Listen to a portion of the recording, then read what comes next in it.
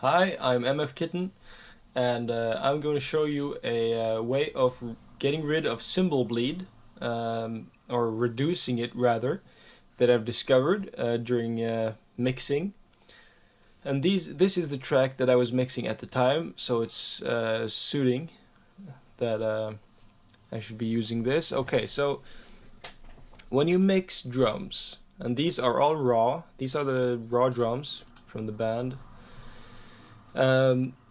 You'll find that all of the microphones are will pick up the cymbals, right? We call this cymbal bleed, and it can be quite unpleasant, especially when you're going to compress and EQ everything. You start noticing that you're also adding a lot to those cymbals in a bad way, right? So I've got soloed only the tom mics here. These are only the toms, okay, nothing else. Yet when you listen to it,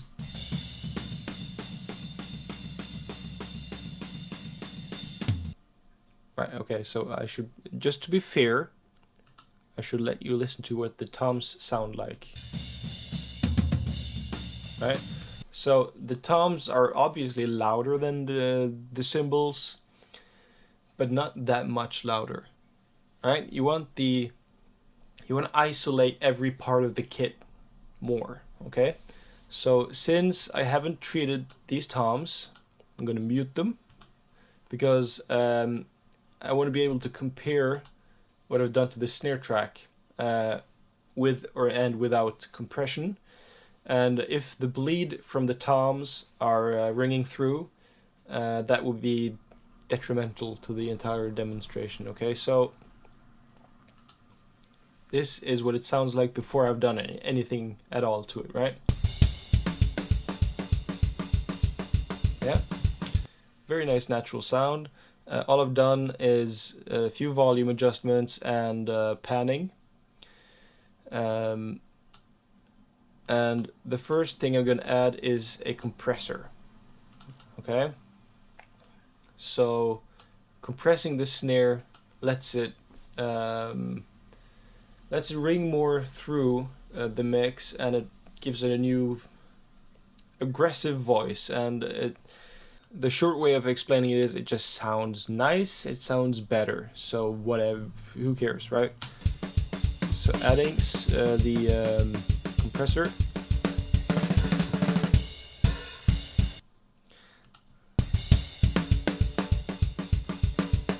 Right? I mean, obviously that's nicer, right?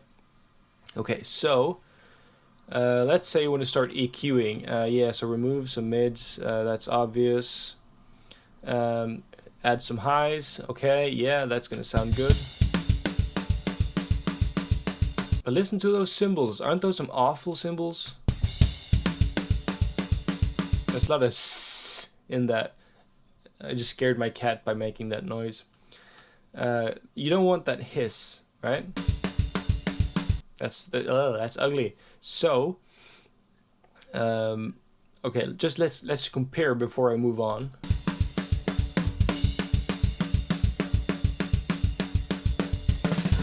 Okay, right, it's adding that high-end hissiness. So, what you start by doing, and I've prepared this, but let's turn these off so I can show you the process. So, this is my parametric EQ. It's the one that comes with the DAW I'm using, which is PreSonus Studio One 2, which is confusing. 1, 2, what? So basically, you just start by boosting a relatively narrow, but not very narrow. I mean, this is kind of wide, but not as wide as that, right? So you start boosting that, and then you listen while you pan upwards towards the high frequencies. You can start there, of course, but it helps you, it gives you some contrast, some context, whatever, to locate the ugliness of the cymbals. Right? And that's where the ugly bit is, right? It's sort of ringy, it's resonant, it's not pleasant. So, once you've found that area, you increase the Q value to its highest point, so you're affecting a narrow a band as possible of frequencies, right? And this is a trick that can be used to remove a lot of stuff. So just to demonstrate, let's remove one of the ringy frequencies of the mids.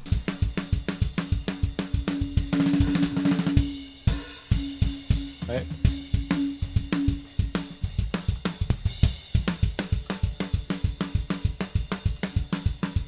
Right? So I just killed off that frequency from the snare. So that ringing in the snare just goes away. So if there is an ugly ringing or something in the snare, you can use that. You can do that.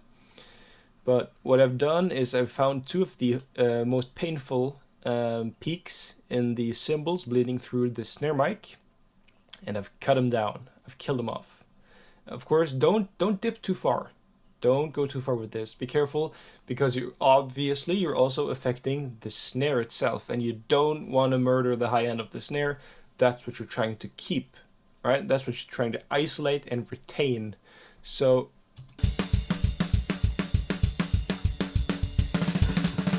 right? So I would say that doesn't mess too much with the snare.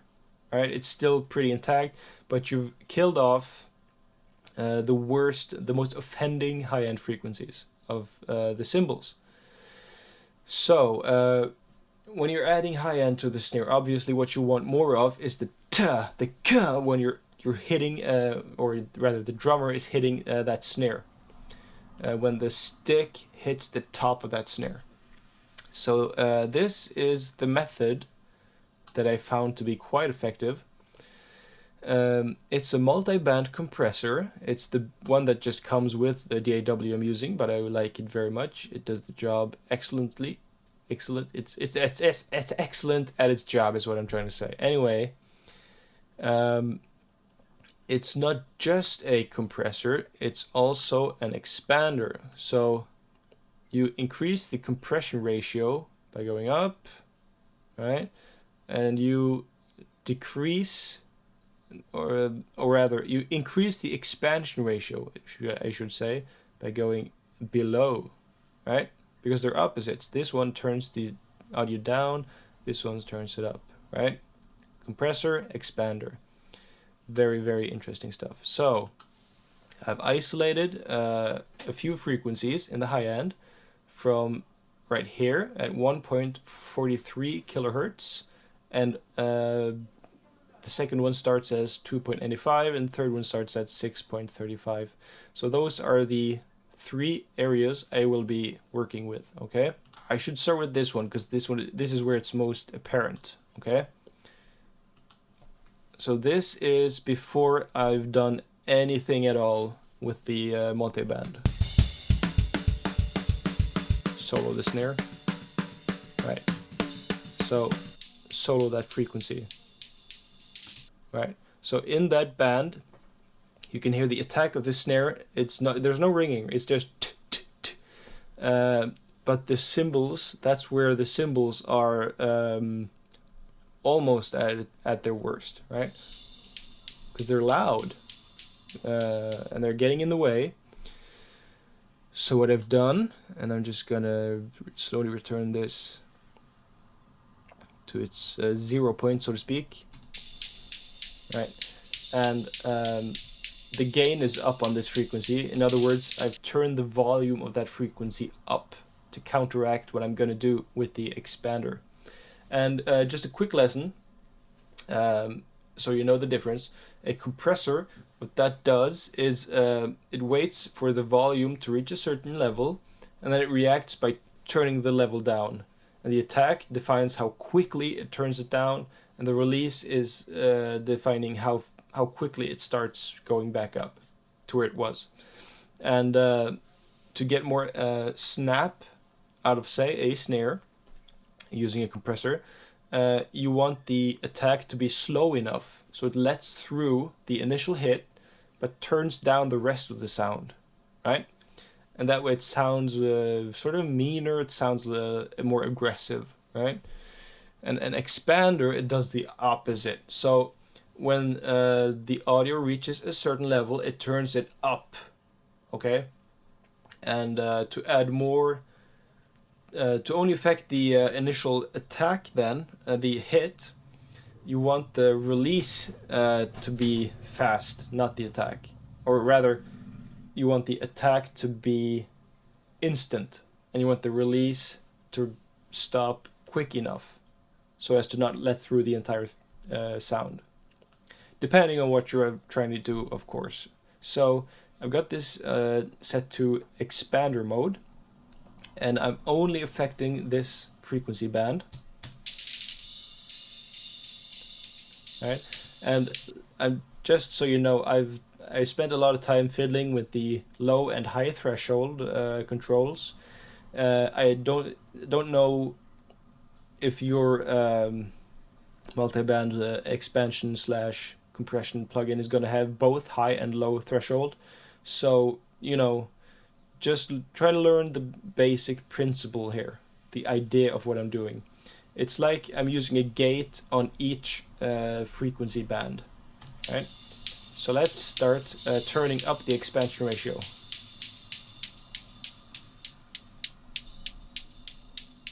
Right? See that?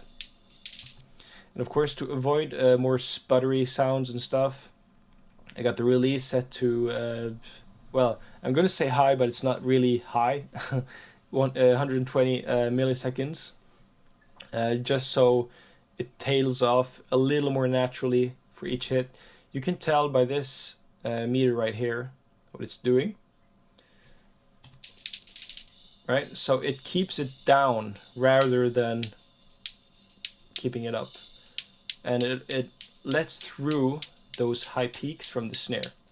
So to compare before, after, okay? So what it's doing is it's keeping the level turned down, right? Like a gate. It's keeping the level of that frequency band down, and only when the sound reaches a certain level in that frequency, it's going to turn it up and allow it to ring through, and it's going to very quickly bring it back down. And that's perfect for isolating a snare from the cymbals in that frequency range, right? Okay, so if I apply this to all 3 frequency bands, you'll get something like this, just isolating that frequency of the snare now compared to that, right? And the problem, of course, with the very, very high end is that the difference between the snare and the cymbals in level at that frequency range is smaller than it is at this frequency range, that freaky range. And of course it's going to be a bit sputtery, but you'll have to adjust the settings to minimize that, right? So the positive thing, of course, is in the entirety of the mix, you're not going to hear very much of that. You're not going to notice really. And of course I've applied it to this frequency range, so let's listen before and after.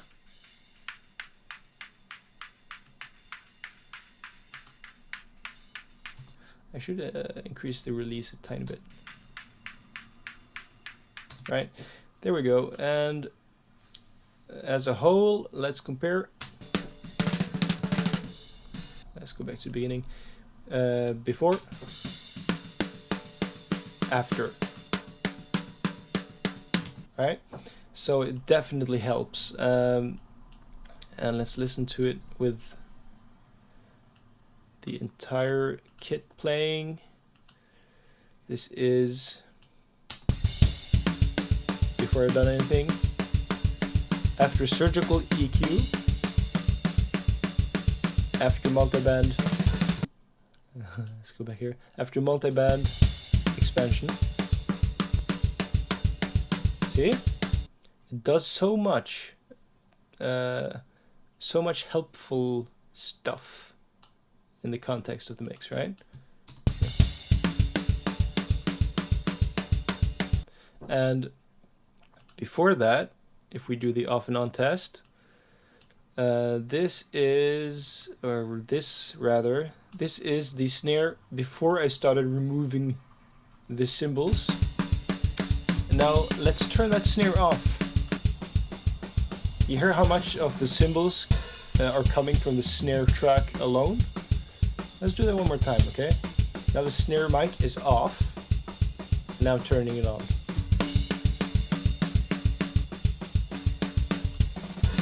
See?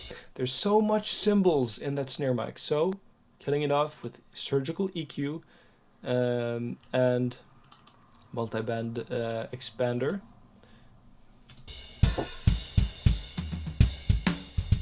Much better, much more isolated, right? And then, of course, the reason I want to do this in this particular case is because I want an aggressive sound for all the parts of the kit, right? And that's not always easy to do. And when you're doing this to the toms, it has more than one application. So in this case, let's see, let's zero in on a part with tom hit. Here we go. In this tom, you'll hear that ringing, that ooh, right? And you'll hear that on several frequency ranges. But let's listen to a specific one that I've found. Let's turn that up. You can hear that, right? And now let's apply the same principle to that frequency. Of course, now it's clipping because it's way too loud in that range, right?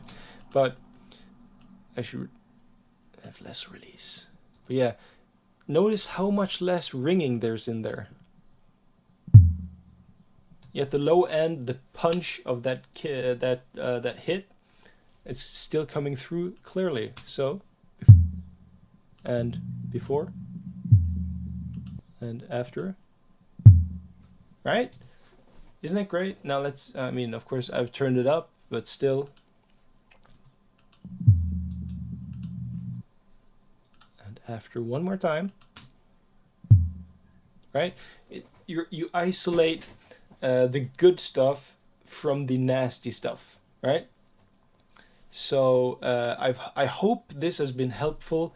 There are so many things you can do with this, like tighten up a loose kick drum where they didn't dampen it enough, and you want it to be like duh, duh, and what you're getting is doom, doom, right? You can kill off the sustain of the low end like that, and yeah. So I hope you've learned something. I will be making a lot more videos like this one, explaining techniques and methods that I've discovered and that I've learned from others and that I'd like to share with you. I will be moving soon to a bigger house where I'll have a bigger studio, and I'll have a lot more time to punch out these videos for you to show you these things. So keep an eye out for that. I'm MF Kitten, and I'll see you next time.